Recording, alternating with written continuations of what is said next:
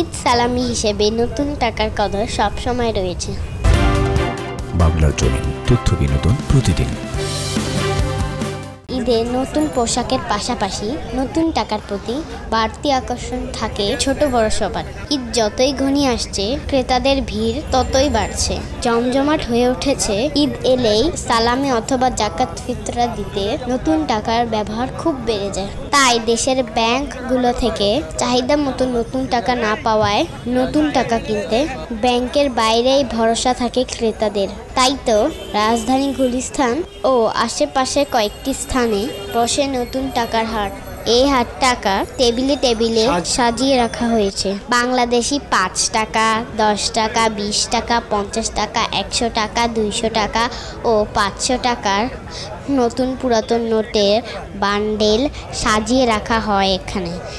ক্রেতাদের ভিড়ের মাঝে সেখানে পাওয়া যায় চকচকে নতুন টাকার ঘ্রাণ। বিক্রেতারা বলছে, ব্যাংক থেকে সরবরাহ কম থাকায় বাজারে নতুন টাকার সংকট রয়েছে। তাই বেশি দামে নতুন টাকার বিক্রি করতে হচ্ছে তাদের।